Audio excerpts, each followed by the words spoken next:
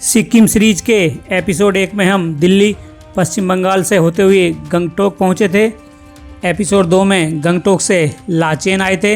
इसके बाद एपिसोड 3 में लाचेन से काला पत्थर गुरुडोंगमर लेक का सफ़र किया था। इस एपिसोड 4 में लाचेन से लाचुंग के लिए रवाना होंगे। इस दौरान हम Amitabh Bachchan waterfall, Yumthang valley, zero point, hot spring, Khanda falls एवं माउंट कटाव देखेंगे। इस वीडियो में और भी काफ़ी सारी बातें होने वाली हैं कि नॉर्थ सिक्किम कैसे पहुँचें, पैकेज एवं परमिट कैसे मिलेगा, जाने का सही समय क्या है, क्या खतरा है, मौसम कैसा रहेगा, कितना खर्चा होगा, और ये भी बताएंगे कि सिक्किम में जो आपको बहुत छोटी सी प्रॉब्लम लग सकती है वो आपके लिए 2-3 दिन बाद कितनी बड़ी दिक्कत हो सकती है। जो लोगों का कम ध्यान जाता है ना, हम उसके बारे में भी यहाँ पर बात करेंगे। इसी तरह की काफ़ी सारी जानकारी होगी। तो चले सिक्किम सीरीज को आगे बढ़ाते हैं।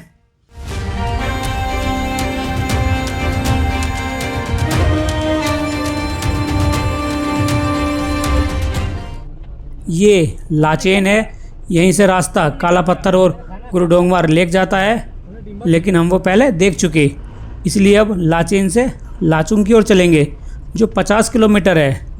लाचेन और लाचुंग नॉर्थ सिक्किम ज़िले में थे, जिनका नाम अब कर दिया गया है मंगन डिस्ट्रिक्ट, यानी कि मंगन ज़िला।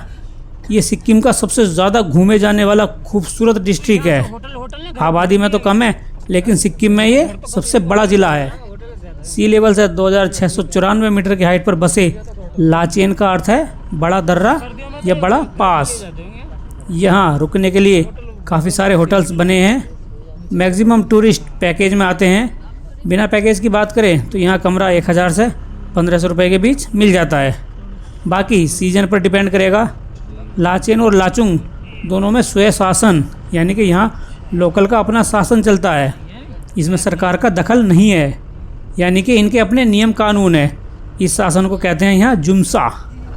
विंटर के समय यहाँ काफ़ी स्नोफॉल होती है, जिससे बाकी एरिया से डिस्कनेक्ट होने के कारण यहाँ कभी कभी टूरिस्ट फंस भी सकते हैं, क्योंकि जब रास्ते पर बर्फ़ होगी तो फिर आना जाना कैसा होगा। इसलिए जब भी विंटर में नॉर्थ सिक्किम या मानसून में आ रहे हैं तो अपने पास 1-2 दिन एक्स्ट्रा ज़रूर लेकर आए। ज़्यादातर सड़क आगे तक सिंगल लेन की मिलेगी। रोड कहीं कहीं पर थोड़ी बहुत टूटी फूटी है, बाकी ठीक है।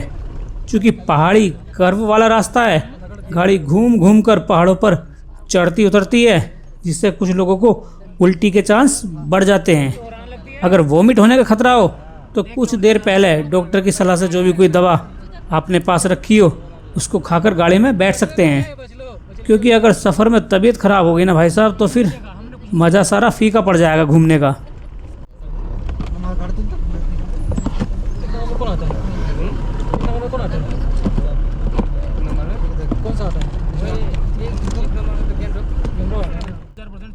ये एक छोटी सी चेक पोस्ट है, लेकिन यहाँ वापसी में कुछ भी चेक नहीं हुआ।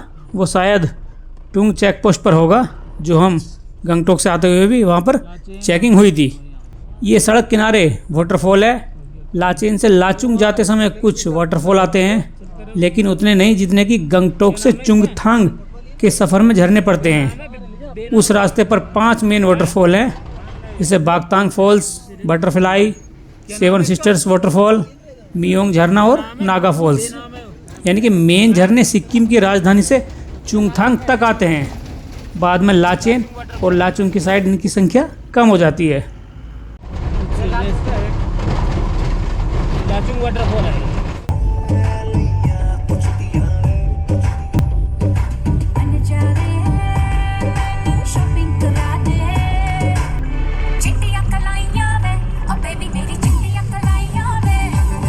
काफ़ी दूर तक हमें नीचे उतरना है। चुंगथांग तक ज़्यादातर सड़क ढलान वाली है, उसके बाद फिर धीरे धीरे ऊपर चढ़ेंगे। सिक्किम एक घने जंगलों वाला स्टेट है, जिससे इसकी खूबसूरती और बढ़ जाती है। ये भारत का एकमात्र 100% ऑर्गेनिक स्टेट है, यानी यहाँ की खेती में खाद के रूप में जो है केमिकल का यूज़ नहीं किया जाता है, जिससे कि यहाँ खेती अच्छी होती है। इतना ही नहीं, सिक्किम के नागरिकों को टैक्स नहीं देना होता। इस राज्य को इनकम टैक्स एक्ट के विशेष सेक्शन के तहत छूट दी गई है। सिक्किम 16 मई 1975 को भारत का 22वां राज्य बना था। तब से इसे स्पेशल स्टेटस का दर्जा प्राप्त है।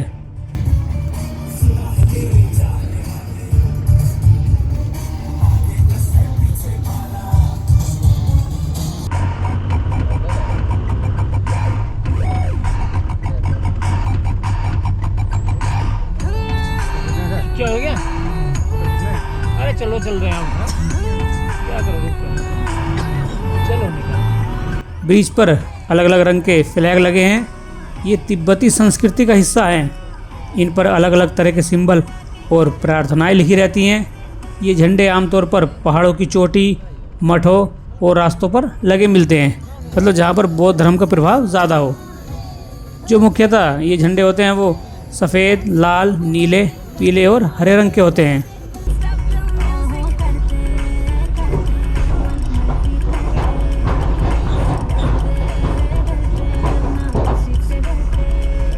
पहाड़ों को साइड से काटकर रास्ता चौड़ा किया गया है। अभी तो ये पक्के पहाड़ हैं, लेकिन जब रास्ते पर कच्चे पहाड़ होते हैं तो उन पर बारिश के कारण लैंडस्लाइड का खतरा बढ़ जाता है, जिससे कि वो खिसक कर सड़क पर आ जाते हैं और रास्ता जाम हो सकता है। ये पुराना पुल अब बंद हो चुका है।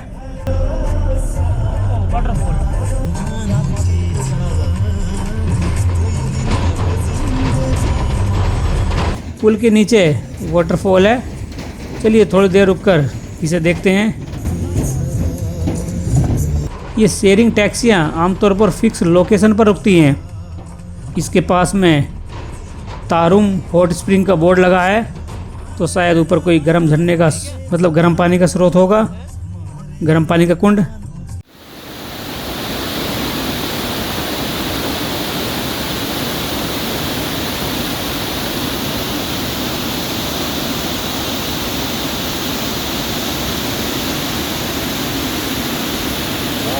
भाई ये तो पत्थरों के बीच से पानी कितनी तेज गति से नीचे आ रहा है। झरने की आवाज़ सुनने में भले ही तेज लग रही हो, लेकिन ये शहर के शोरगुल से हज़ारों गुना अच्छी है। बहते पानी को देखकर बड़ा अच्छा लगता है।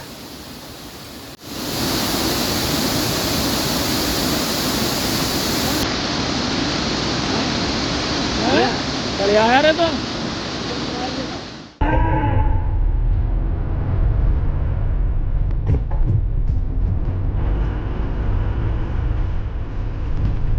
रास्ते में गाने सुनते हुए जाने का एक अपना अलग ही आनंद है। सुंदर सफ़र और पुराने गानों की ध्वनि टूर को सुखद बनाने में हेल्प करती है। बीच बीच में छोटे मोटे गांव आते रहते हैं।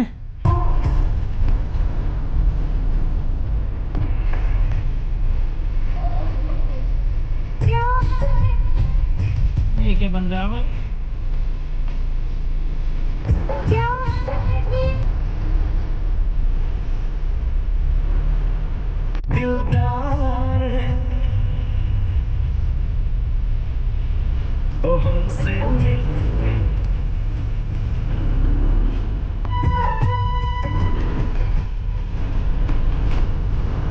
नॉर्थ सिक्किम में ज़्यादातर पुल इस तरह के ही बने हैं, जिन पर एक समय में एक ही वाहन के बोर्ड लगे दिखते हैं। मैं गानों को पूरा नहीं सुनवाऊंगा मित्रों, क्योंकि फिर म्यूजिक पर कॉपीराइट का मामला आ सकता है। तो इसलिए जो है मैं बीच बीच में गाने कट करता रहूँगा, मतलब वीडियो अगर कहीं गाना आएगा तो।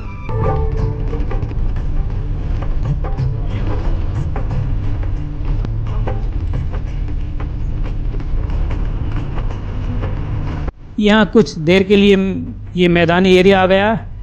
अभी तो इसी तरह उतार चढ़ाव और कुछ प्लेन एरिया आएगा, आगे जाकर चढ़ाई बढ़ने वाली है।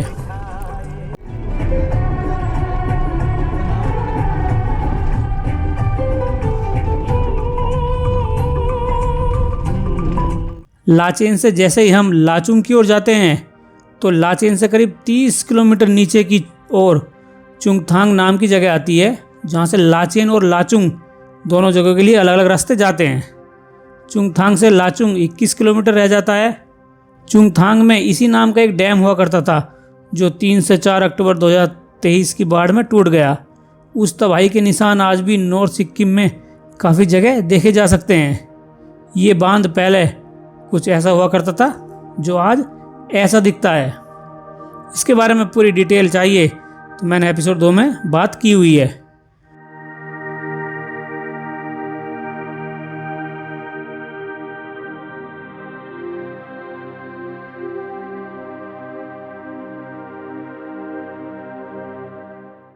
चुंगथांग से करीब 11 किलोमीटर दूरी पर भीम नाला वाटरफॉल है।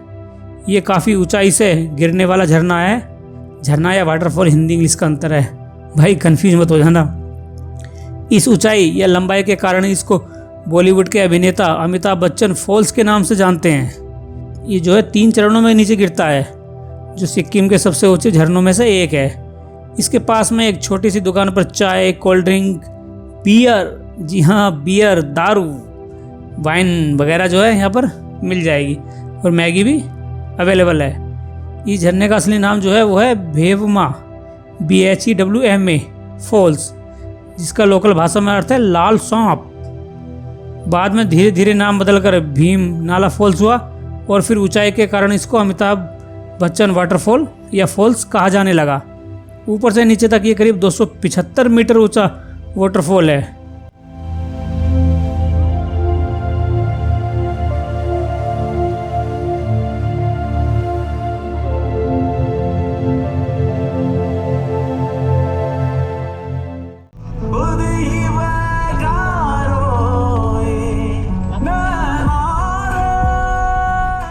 अंधेरा होना शुरू हो गया है। वैसे भी ये क्लिप गोप्रो एक्शन कैमरे से शूट हुई है। इसमें लो लाइट की वीडियो क्वालिटी उतनी अच्छी नहीं आती, इसलिए मैंने यहाँ मोबाइल से शूट की हुई एक वीडियो क्लिप का यूज़ किया है ताकि थोड़ा और साफ दिखाई दे सके। अब तक का ये सबसे लंबा सस्पेंशन ब्रिज है, जो साइड और नीचे से तो लोहे का बना है, पर नीचे के लोहे के ऊपर लकड़ी के तख्ते लगे हैं। गोप्रो एक्शन कैमरे के बारे में बता दूं कि कुछ लोग कहते हैं कि ऐसे छोटे कैमरे नॉर्थ सिक्किम में अलाउ नहीं है, उनको चेक पोस्ट पर जमा करवा लिया जाता है। हो सकता है कुछ व्यक्तियों के साथ ऐसा हुआ हो, लेकिन मैंने सिक्योरिटी फोर्स मतलब ITBP आर्मी के जो लोग होते हैं और कुछ लोकल लोगों से पूछा तो उन्होंने बताया कि आप इनसे वीडियो बना सकते हैं, लेकिन जहां आर्मी का ठिकाना हो, सैन्य छावनी हो, वहाँ वीडियो मत शूट कीजिए। बाकी जगह पर कोई रोक टोक नहीं है, कहीं भी शूट कर लीजिए, ऐसा हमें फौजी भाई ने बताया।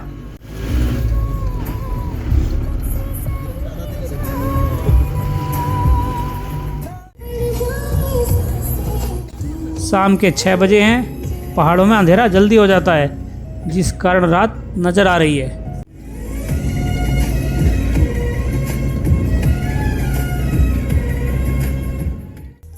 अब हम एंटर हो चुके हैं सी लेवल से 2900 मीटर की हाइट पर बसे लाचुंग शहर में। यहाँ से एक रास्ता युमथांग वैली 0 पॉइंट की तरफ जाता है और दूसरा माउंट कटाव की ओर, जिसको हम वीडियो में आगे देखेंगे। फिलहाल सीधा चलते हैं। लाचुंग का लोकल भाषा में अर्थ है छोटा दर्रा। लाचेन में लाचेन चू और लाचुंग में लाचुंग चू हैं। चू का मतलब यहाँ है नदी, यानी कि लाचेन और लाचुंग में इसी नाम से 2 नदी हैं। इन दोनों नदियों का पानी ऊपर जो आता है वो गुरु डोंगमार लेक और युमथांग तथा 0 पॉइंट के आसपास के ग्लेशियरों से पिघलकर इसका पानी आता है। इन 2 नदियों का जो यहाँ से बहती हुई चुंगथाम में मिल जाती हैं लाचेन और लाचुंग नदी और बन जाती है तीस्ता रिवर। ठीक है, यानी कि इन 2 नदियों के मिलने से तीस्ता नदी बनती है। 1950 में जब तिब्बत फ्री था, मतलब चीन ने उस पर आक्रमण करके उस पर कब्जा नहीं किया था, तब तिब्बत और सिक्किम के बीच व्यापार होता था और उसकी व्यापारिक चौकी लाचुंग में हुआ करती थी। यहाँ रहने वाले ज़्यादातर लोग लेप्चा, भूटिया, नेपाली और तिब्बती वंश के हैं। अभी तो खैर रात है तो कुछ साफ नहीं दिखाई दे रहा होगा, लेकिन ब्रिटिश खोजकर्ता जोसेफ डाल्टन हुकर ने 1855 में अपने एक लेख में लाचुंग को सिक्किम का सबसे खूबसूरत गांव बताया था। लाचुंग में सेब, आड़ू और आलू बुखारा होते हैं। हमारा आज का स्टे इस होटल में है। चलिए अब आपको ऐसी चीज़ दिखाते हैं जो कुछ व्यक्तियों को थोड़ी अलग लग सकती है। वो है ये दारू, बोले तो अल्कोहल की बोतलें। सिक्किम में बियर, वाइन वगैरह जिस भी तरह की ये आती हैं दारू, वो ड्रिंक खुले में बिकती हुई नज़र आएंगी। ये कोई वाइन शॉप नहीं है। यहाँ पर भाई साहब जगह जगह सिक्किम में आपको दारू बिकती हुई मिल जाएगी। ये तो होटल के बाहर लगी है। आगे भी 0 पॉइंट पर इस तरह ओपन में रखी हुई आपको ये साफ दिखाई देंगी, क्योंकि सिक्किम में जो है टैक्स फ्री है, इसलिए यहाँ दारू सस्ती मिलती है और कोई रोक टोक भी नहीं है। हालांकि यहाँ नॉर्थ सिक्किम में तो सस्ती नहीं है, क्योंकि ये गंगटोक मेन सिटी से काफ़ी दूर है, तो यहाँ इसके रेट थोड़े बढ़ जाते हैं, जबकि गंगटोक में काफ़ी कम है। मित्रों, मैं ये सिर्फ जानकारी के लिए बता रहा हूँ कि अब यहाँ पीने मत लग जाना। पीने के लिए मैं नहीं कह रहा भाई साहब, क्योंकि जो है शराब सेहत के लिए हानिकारक है। कृपया अपने आप पर कंट्रोल रखें। हाँ, मैं तो ऐसा समझा रहा हूँ कि जैसा आप मेरी बात मान ही लोगे। भैया आपको पीनी है तो आप पी ही लोगे, मैं मना करूँ तो भी, तो वो आपकी मर्ज़ी है, वैसा मत पीना, हानिकारक है भाई साहब। ये मेरा रूम है।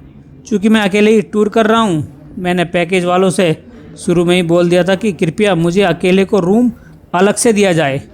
इसके लिए मैंने एक्स्ट्रा पे किए थे। हाँ, एक ले जाओ। इस समय यहाँ काफ़ी अच्छी ठंड है।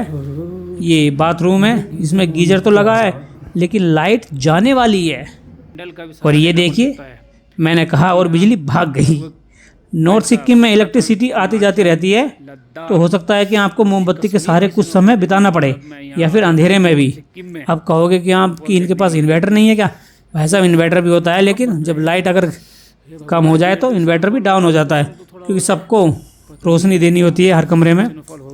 लाइट को छोड़िए, रात के 10 से ज़्यादा का समय हो चुका है। अब पेट पूजा यानी कि कुछ खाने चलते हैं। तो भैया नॉर्थ सिक्किम में डिनर के नाम पर सिर्फ दाल चावल और एक कोई सूखी सब्जी अगर उपलब्ध रही तो वो खाने में दी जाती है।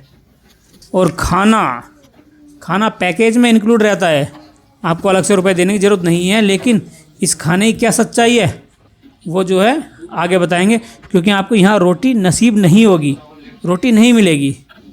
सच में रोटी खाने के लिए मैं 3 दिन से तरस रहा था। सोचा था कि लाचुंग में मिल जाएगी, लेकिन यहाँ भी कोई नामो निशान नहीं। चावल से ही काम चलाना पड़ेगा। इसके बारे में आगे और बात करेंगे। खाना खाने के बाद मैं सो गया। ये होटल के कमरे से सुबह का व्यू है। कोहरे के कारण विजिबिलिटी काफ़ी कम है, जिस कारण निकलने में देर हो गई। ड्राइवर भाई साहब बोले कि जब कोहरा कम हो जाएगा तब चलेंगे, लेकिन ये कम होने का नाम ही नहीं ले रहा था, इसलिए हमें ऐसे मौसम में ही निकलना पड़ा। धुंध के कारण आगे कुछ खास नहीं दिखाई दे रहा। कुछ ट्रैवलर के मन में भय था कि कहीं कोई घटना ना हो जाए, लेकिन ये लोकल ड्राइवर हैं, इन्हें इस रूट की अच्छी जानकारी होगी, तो घबराने वाली बात नहीं है। कोहरे की नमी शीशे पर साफ दिख रही है, इससे समझ सकते हैं कि बाहर मौसम कैसा है, इसलिए गाड़ी तेज़ स्पीड में नहीं चलेगी। जब मौसम की बात हो ही गई है तो बता दूं कि नॉर्थ सिक्किम में अगर स्नोफॉल देखना चाहते हैं तो दिसंबर लास्ट से मार्च तक आ सकते हैं। उसके बाद बर्फ़ धीरे धीरे पिघलने लगती है। हालांकि कुछ एरिया में तब भी अच्छी खासी बर्फ़ देखने को मिलती है, लेकिन इसके कई एरिया जो हैं हैवी स्नोफॉल के कारण बंद भी मिलते हैं। रास्ते में बीच बीच में आर्मी पोस्ट बनी है, उनकी छावनी की वीडियो प्लीज़ मत बनाइएगा।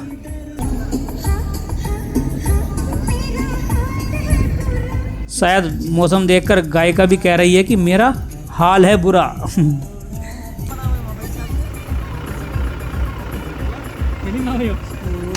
अब मौसम क्लियर हो चुका है तो असली खूबसूरती भी दिखने लगेगी। रास्ते के दोनों तरफ बर्फ़ पड़ी है। पेड़ों पर बड़े अच्छे लगती बर्फ गिरती हुई। सैलानी बर्फ़ का आनंद ले रहे हैं। अभी तो ये शुरुआत है, आगे और भी ज़्यादा स्नो देखने को मिलेगी। ठंड काफ़ी है। चलो चलो कुड़ी बाबा अभी कैसे चलिए युमथांग की ओर बढ़ते हैं। ये अपना कश्मीर नहीं है भाई। बर्फ़ से निकलकर आगे आ गए। दोनों तरफ पेड़ों से घिरे रास्ते से गुजर रहे हैं। यहाँ से युमथांग वैली 6 किलोमीटर की दूरी पर है। रोड ज़्यादातर ठीक कंडीशन की है, लेकिन कहीं कहीं पर टूटी फूटी भी मिलती है। काला पत्थर, गुरु डोंगमाल लेक, युमथांग वैली, 0 पॉइंट एवं कटाव, ये सब काफ़ी ऊंचाई पर स्थित हैं, जहाँ तक नॉर्मल छोटी गाड़ी नहीं जा पाती। काफ़ी चढ़ाई चढ़नी होती है, इसलिए यहाँ केवल बड़ी गाड़ियाँ जैसे इनोवा, टवेरा, जाइलो, स्कॉर्पियो जैसी कारें ही चलती हैं। छोटी गाड़ी को अलाउ नहीं किया जाता। अरे ये कैसे पत्थर है भाई? यहाँ से नीचे उतरेंगे, सड़क पर बर्फ़ से थोड़ी फिसलन हो जाती है। जब ये बर्फ़ पुरानी हो जाए तो फिर ब्लैक आइस का खतरा और ज़्यादा बढ़ जाता है। साइड में पत्थरों को देखकर लगता है कि जैसे पहाड़ टूटकर उसके टुकड़े दूर तक बिखर कर जा गिरे हों।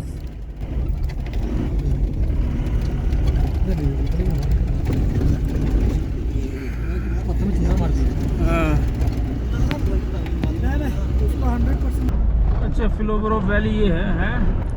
यहाँ से युमथांग वैली ऑफ फ्लोवर्स शुरू हो रहा है। मेन युमथांग जो मुख्य युमथांग है वो आगे है, लेकिन यहाँ से फूलों की घाटी शुरू हो रही है जो आगे भी देखने को मिलेगी। युमथांग वैली को फूलों की घाटी इसलिए कहते हैं क्योंकि यहाँ अप्रैल लास्ट से फूल खिलने शुरू हो जाते हैं। ये जो रोड किनारे आप झाड़ी सी देख रहे हैं ना, ये है सिंगबा रोडोडेंड्रोन सेंचुरी का भाग, जिसके बारे में आगे बात करेंगे। यहाँ युमथांग वैली की शुरुआत में रुककर लंच करेंगे। खाना पैकेज में इंक्लूड रहता है जैसे पहले बताया, लेकिन लंच के नाम पर सिर्फ ब्रेड जैम दिए गए, वो भी पूरे नहीं पड़ते, जिससे सही से पेट नहीं भर पाता। अगर आपको ब्रेड जैम से अलग कुछ और खाना हो तो उसके लिए अलग से रुपए देने होंगे। खाने के बारे में अभी हमारी बात पूरी नहीं हुई है भाई साहब, ये बात मैं सीरियस ले गया भाई साहब, मैं आगे भी बात करूँगा इसके बारे में। इस छोटे से रेस्टोरेंट पर हम रुके हैं जहाँ चाय, कॉफ़ी, मैगी और मोमोज़ के बारे में लिखा है। साथ ही यहाँ पर 150 रुपये में जैकेट और 100 रुपये में स्नो बूट किराए पर उपलब्ध हैं। ये सब चीज़ें आगे भी मिल जाएंगी। बर्फ़ में जाने के लिए स्नो बूट की ज़रूरत पड़ सकती है, क्योंकि अगर आप अंदर जाओगे तो भाई साहब पैर नीचे घुसेंगे और बर्फ़ भरेगी, तो नॉर्मल जूते जो है कम ऊंचाई के होते हैं, तो वहाँ दिक्कत हो सकती है। इसलिए ये बूट भी आप ट्राई कर सकते हैं, यहाँ से लेकर या फिर आगे से पूरे रास्ते पर मिल जाएंगे आगे भी, मतलब मेन जो युमथांग घाटी है वहाँ भी। यहाँ हॉट स्प्रिंग के बारे में लिखा हुआ है। दुकान वाले बता रहे थे कि नीचे करीब आधा 1 किलोमीटर जाने पर गर्म पानी के छोटे कुंड है जहाँ स्नान कर सकते हैं। उन हॉट स्प्रिंग को देखने के लिए मैं आगे तक गया भी था, लेकिन वो कहीं नहीं दिखाई दिए। फिर मैंने कुछ लोकल लोगों से पूछा तो उनके अलग अलग मत थे। कुछ बोल रहे थे कि पुल पार करो, पुल पार करके थोड़ा और चलोगे तब जाकर कहीं गर्म कुंड देखने को मिलेंगे, जबकि कुछ लोकल लोगों ने कहा कि गर्म कुंड यहाँ है ही नहीं, वो मिलेंगे आपको आगे 0 पॉइंट जाते समय। तो सबका मिक्स रिव्यू था, किसी ने हाँ कहा, किसी ने ना, पर ज़्यादातर जो कह रहे थे कि वो आगे 0 पॉइंट के पास मिलेंगे। तो ये सुनकर मैं वापस अपनी शेयरिंग गाड़ी के पास आ गया कि चलो आगे देखेंगे, अभी हमारे पास समय भी कम है, और गाड़ी निकल गई तो भैया मैं यहीं रह जाऊँगा, इसलिए मुझे समय से गाड़ी के पास तक पहुँचना था। यहाँ मैंने टाइम लैप्स बनाया है। चलिए अब थोड़ा सा आगे चलते हैं।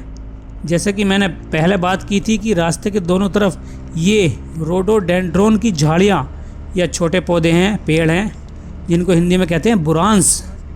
चूँकि ये वीडियो पहले शूट की गई थी, इसलिए इसमें फूल खिलते हुए नहीं दिखाई दे रहे हैं। इनके खिलने का समय अप्रैल लास्ट से मिड मई तक होता है। लाल रंग के ये फूल देखने में बड़े सुंदर लगते हैं, जो ज़्यादातर हिमालय क्षेत्रों में पाए जाते हैं। और ऊंचाई क्या होती है इनकी 1500 से 4000 मीटर की हाइट पर। इसके फूल चमकीले लाल रंग के हैं। इनके फूलों से बना मीठा जूस काफ़ी फेमस है, और उत्तराखंड में तो बड़ा ही फेमस है ये, जो कि आपको कई जगह पर देखने को मिल जाएंगे। ये है मेन मुख्य युमथांग वैली, जिसके दोनों ओर कपड़ों और बाकी चीज़ों की कुछ दुकानें लगी हैं। यहाँ से भी आप गर्म कपड़े, बूट या जैकेट किराए पर और ख़रीद कर ले जा सकते हैं। चूँकि हमने वो पहले ही ले लिए थे, इसलिए यहाँ नहीं रुके, आगे बढ़ गए।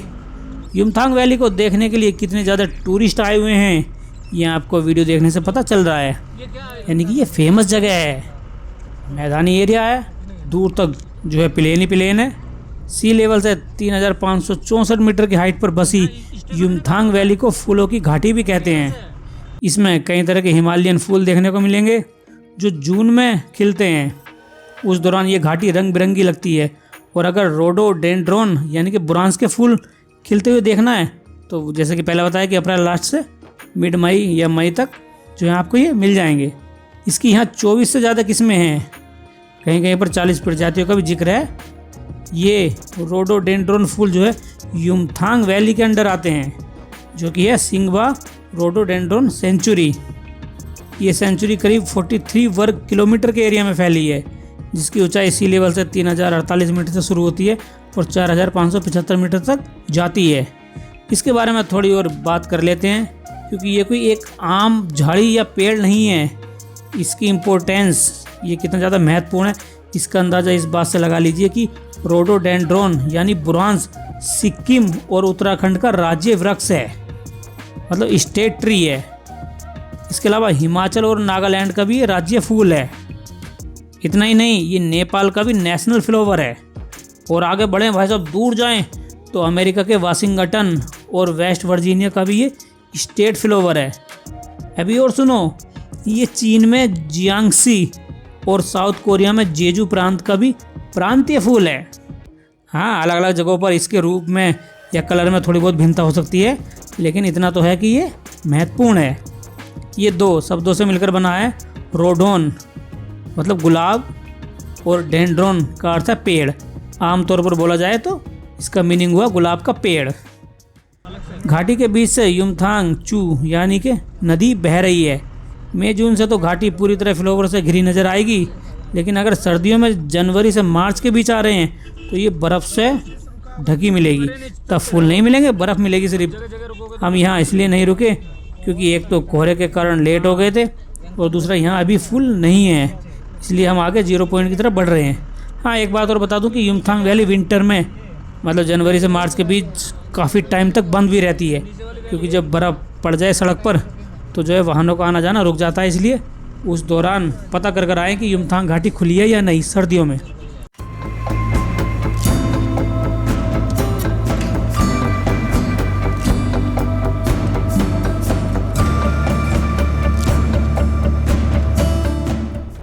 जीरो पॉइंट तक थोड़ी और चढ़ाई चढ़नी होगी।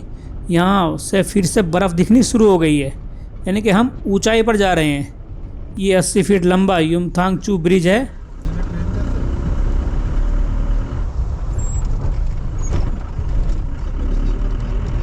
आगे 80 फीट का ये शिव मंदिर वन ब्रिज है।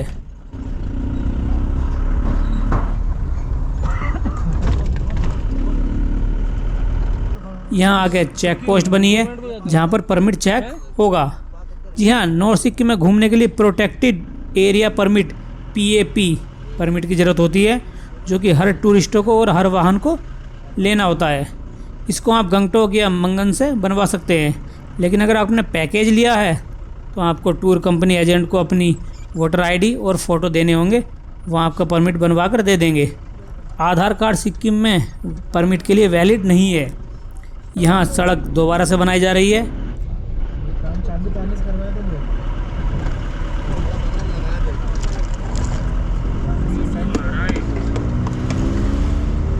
आगे फिर से महादेव जी के नाम से शिव मंदिर 3rd ब्रिज बना है, जो कि मार्च 2000 में बनवाया गया था। शिव मंदिर के नाम से तो यहाँ ब्रिज आ रहे हैं, लेकिन शिव जी का मंदिर कहीं नहीं दिख रहा है। देखने की इच्छा तो है, महादेव से कौन नहीं मिलना चाहेगा, पर पता नहीं यहाँ कहीं हमें दिखाई नहीं दे रहा, तो हम ऐसे ही हर हर महादेव बोलकर आगे निकल जाते हैं।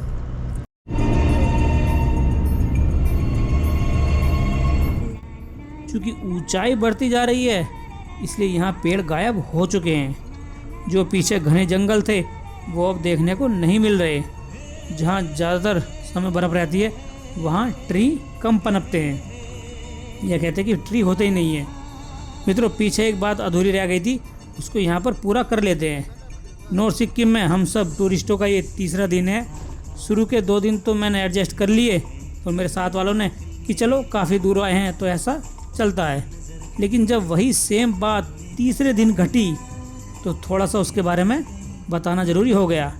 हालांकि पैकेज में लिखा रहता है कि नॉर्थ सिक्किम में खाना साधारण दिया जाएगा, लेकिन भाई इतना भी साधारण नहीं होना चाहिए कि दोपहर के मेन फूड में सिर्फ ब्रेड जैम दिए जाएं, वो भी आधे अधूरे। और डिनर में भी चावल मिलते हैं, कोई रोटी नहीं। ऐसा भी नहीं है कि अगर आपका मन चावल खाने का नहीं कर रहा तो अलग से रुपए देकर कोई रोटी ले लें। यहाँ रोटी ना के बराबर ही मिलती है, या कम से कम मुझे तो होटलों पर या रेस्टोरेंट पर कहीं रोटी नहीं दिखाई दी।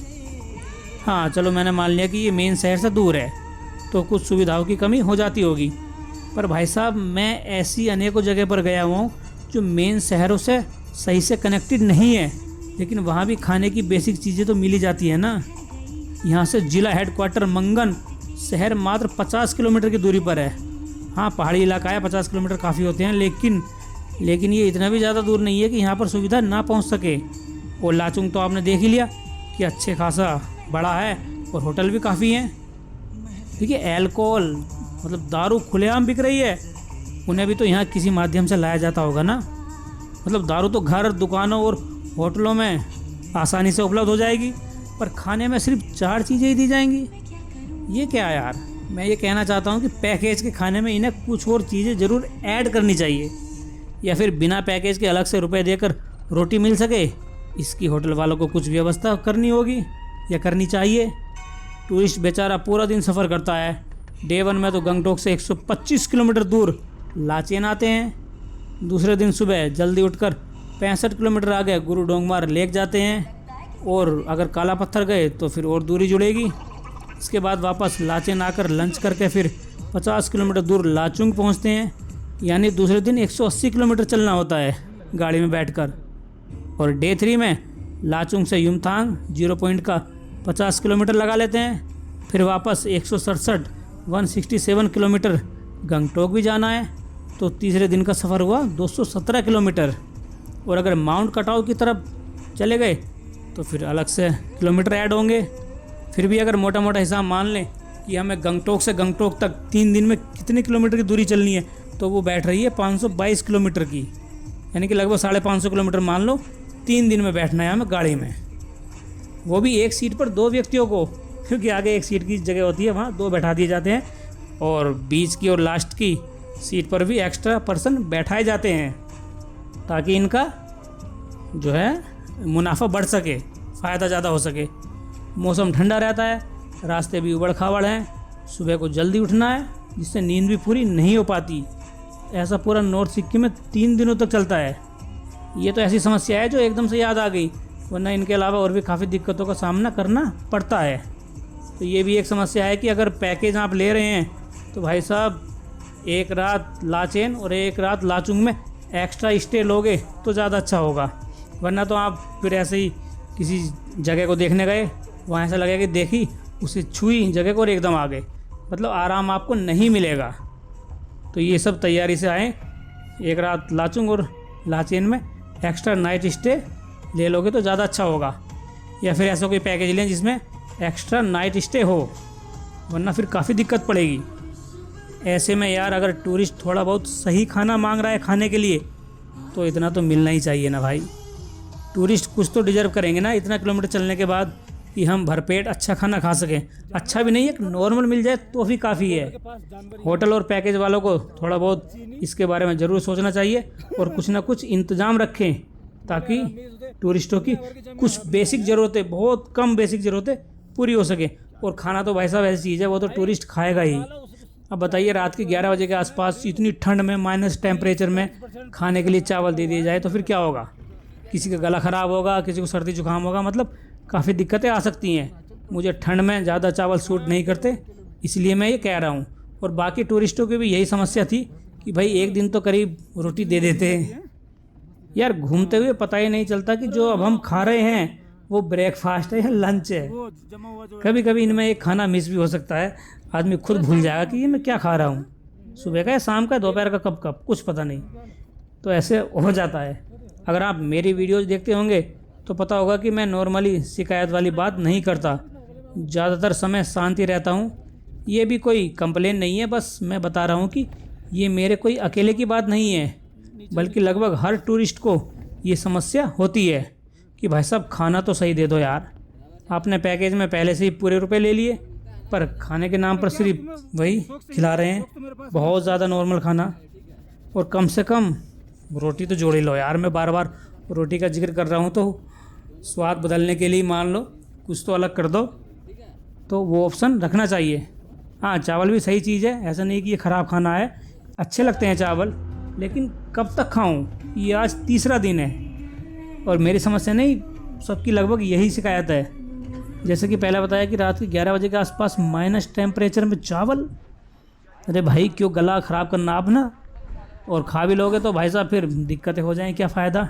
और ठंडा पानी पियोगे, गर्म भी यहाँ एकदम से नहीं मिले, अगर रिक्वेस्ट करोगे तब मिलेगा, वो भी आसानी से नहीं मिलता। इसलिए अपनी सेहत का ध्यान रखें और जो है कुछ सुविधाएं प्लीज़ यहाँ पर ऐड करें।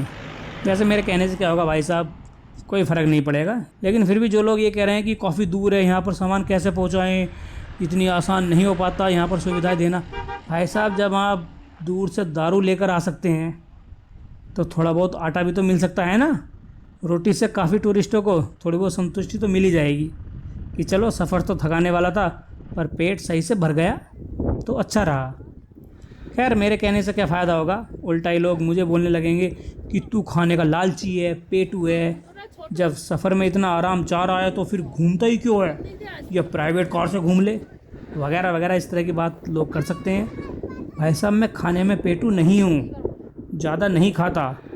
अभी आपको ये कोई बड़ी समस्या नहीं लग रही होगी शायद, पर जब आप यहाँ आओगे और देखोगे तो शायद रिलेट कर पाओगे।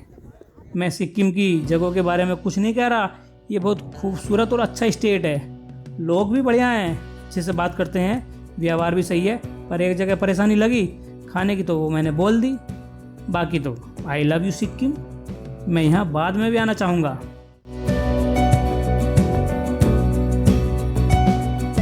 मित्रों इस समय मैं खड़ा हूँ यहाँ सिक्किम में 0 पॉइंट पर। अब ये 0 पॉइंट क्यों है, क्योंकि यहाँ पर जो है ना भारत, ये भारत है और उधर है पहाड़ के दूसरी तरफ लगभग 4-5 किलोमीटर दूर है तिब्बत, इसलिए इसको 0 पॉइंट कहा जाता है। तो उधर जो तिब्बत है ना उस पर चाइना मतलब father of corona, Chinese virus, उसने चाइना ने वहाँ पर कब्जा कर रखा है। और भैया एक ही चीज़ दिया चाइना ने दुनिया को, क्या दिया है, बस वायरस ही वायरस दिया है, कोरोना और कुछ नहीं दिया उसने। तो यहाँ पर देखिए ऑक्सीजन भी कम है और हवा चल रही है ठंडी ठंडी। यहाँ सिर्फ एक चीज़ कम नहीं है, वो है अपने वीर सैनिकों का जज्बा, वो भरपूर है, जो अपने देश की वहाँ पर सेवा कर रहे हैं इतनी ठंड जगह में भी। हमें तो आकर ऐसा लग रहा है कि यार कैसे रहते होंगे वो, लेकिन जो है कमाल की जगह है ये। तो अपने सैनिक उधर है अपने देश की सीमा की रक्षा के लिए, चाइना मतलब कोरोना वायरस से।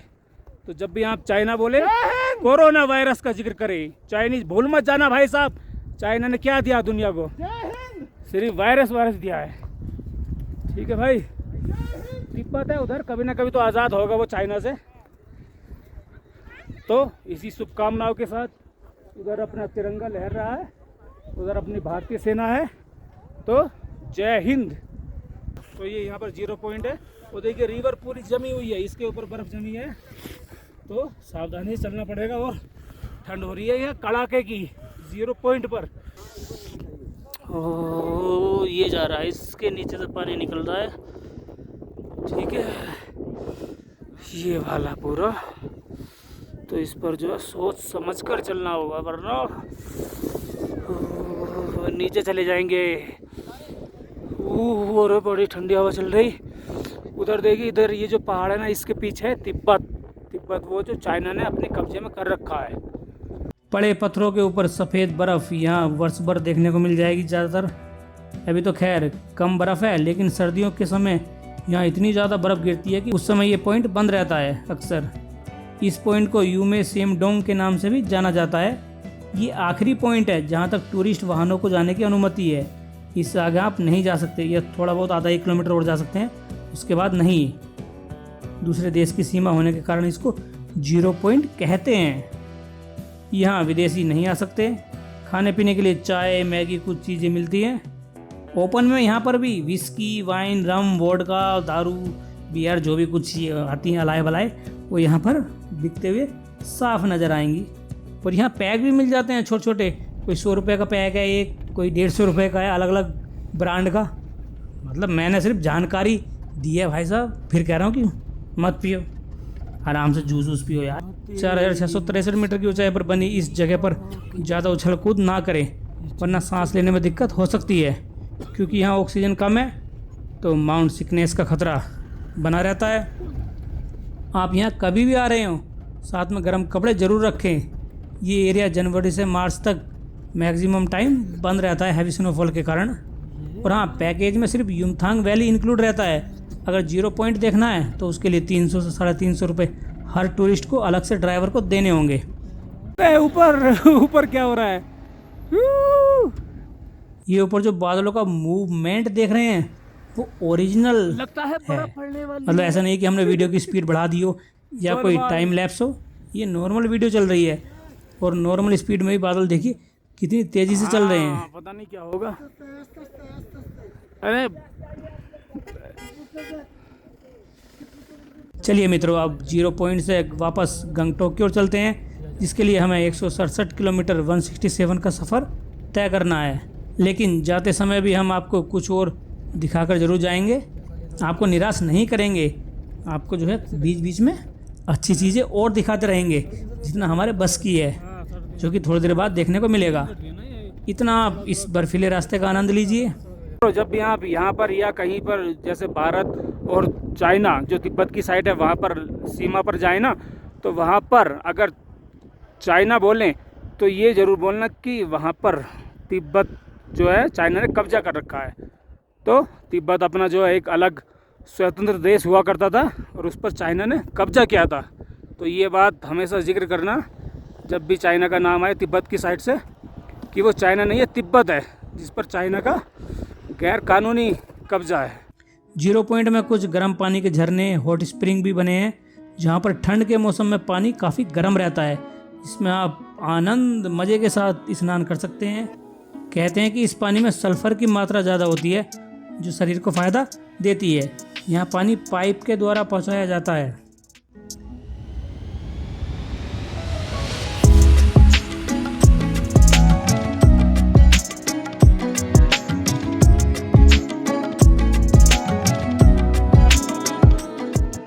बाइकर 0 पॉइंट देखने जा रहे हैं। ये पीले नंबर प्लेट की रेंट की बाइकें हैं, तो आप भी चाहें तो गंगटोक या मंगन से रेंट पर लेकर सिक्किम घूम सकते हैं। आप देख ही रहे हैं कि रास्ते में कितने कर्व हैं। हम नीचे उतरते जा रहे हैं। क्योंकि ये एरिया चीन द्वारा गुलाम बनाए गए तिब्बत के पास है, तो बॉर्डर एरिया होने के कारण बीच बीच में बंकर भी बनाए गए हैं। अब तो गंगटोक ले चलो। वापसी में युमथांग वैली पहुंच चुके हैं। नहीं मिलता है। हाँ? जो ताकतवर गाड़ी में लेके अरे हाथ ले। दोबारा से मौसम बदल रहा है। कोहरे की नमी को वाहन चालक साफ कर रहे हैं।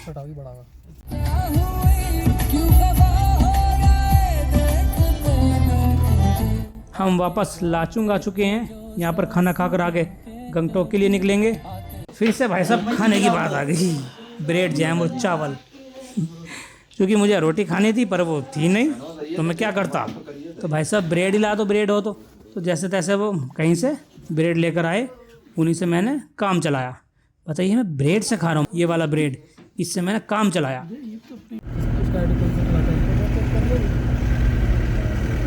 लाचेन से एक रास्ता 25 किलोमीटर माउंट कटाव जाता है। ये भी पैकेज में शामिल नहीं होता। 300 से 350 रुपये पर पर्सन देने होते हैं। लेकिन उससे पहले एक और कमाल की जगह दिखाते हैं जो लाचुंग से 18 किलोमीटर और कटाव से करीब 7 किलोमीटर पहले आता है।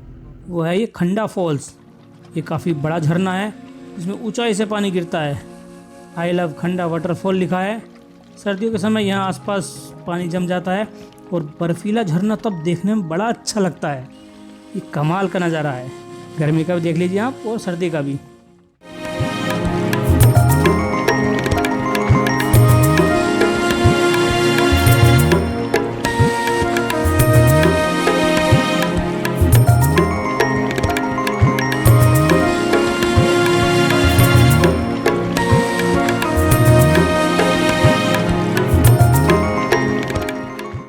अब बढ़ते हैं सिक्किम के स्विट्जरलैंड कहे जाने वाले माउंट कटाव की ओर।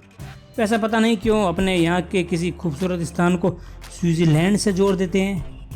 हाँ चलो, स्विट्जरलैंड खूबसूरत अच्छा है, पर हमारे देश की भी अपनी पहचान है। भारत में भी बहुत से सुंदर स्थान हैं, इसलिए हम कटाव को इसकी खुद की सुंदरता से ही जानेंगे। हमारे यहाँ के टूरिस्ट पैलेसों तक अगर सही से सुविधा पहुँचा दी जाए या प्रॉपर कनेक्टिविटी कर दी जाए, डेवलप कर दें, तो ये भी जो है स्थान विदेशों की तरह काफ़ी अच्छे बन जाएंगे। कटाव अक्सर सर्दियों में बंद रहता है, मार्च के आसपास खुलता है या फिर बाद में। स्नो होने से यहाँ कुछ एक्टिविटी होती हैं जैसे snow boarding, skiing, snow tubing ये कर सकते हैं।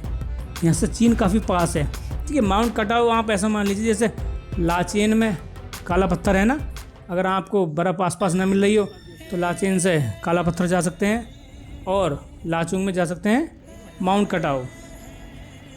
अब हमारी नॉर्थ सिक्किम के मुख्य स्थानों जैसे लाचेन, गुरुडोंगमा लेक, काला पत्थर, लाचुंग, युमथांग वैली, 0 पॉइंट और कटाऊ की यात्रा पूरी हुई।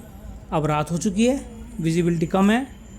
लाचेन से गंगटोक की ओर आते समय लाचुंग से 30 किलोमीटर दूरी पर यह थेंग टनल है, जो सिक्किम की सबसे बड़ी सुरंग है।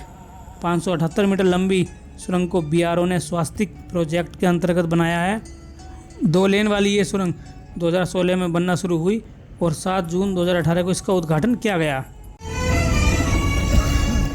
इस तरह आशिकी का असर छोड़ जाऊंगा, तेरे चेहरे पे अपनी नजर छोड़ जाऊंगा। थेंग टनल से 1 किलोमीटर पर टुंग चेक पोस्ट है, जहाँ परमिट चेक हो रहा है। जब हम गंगटोक से लाचेन आए थे तो सबसे पहले यहीं पर परमिट चेक हुआ था।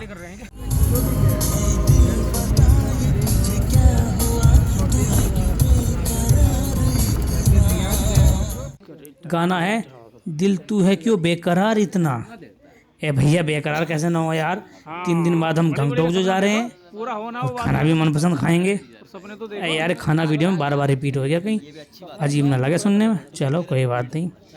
यहाँ पर चाय, बिस्किट, नमकीन कुछ चीज़ें हैं, उनके लिए टैक्सी रुकी है।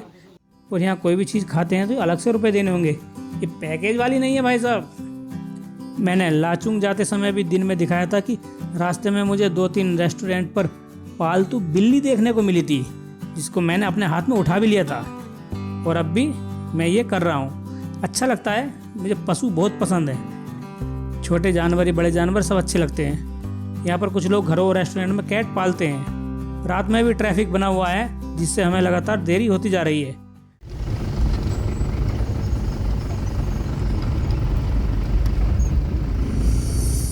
गंगटोक शहर में एंटर कर चुके हैं। अब थोड़ी राहत मिली कि भाई हम चलो कम से कम गंगटोक आया तो सही। वाहन चालक ने हम सबको गंगटोक के एमजी मार्ग पर उतारा।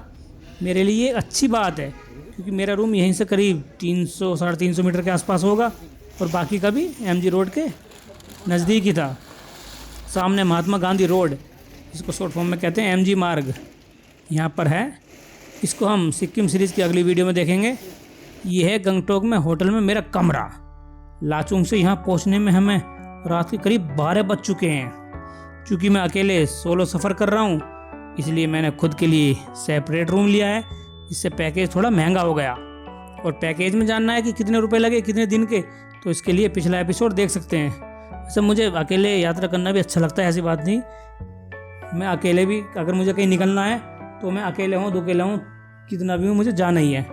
कोई साथ आ रहा है तो ठीक, नहीं आ रहा तो मैं अकेले भी मन मर्जी से निकल जाता हूँ, जो कि मुझे सोलो घूमना अच्छा लगता है।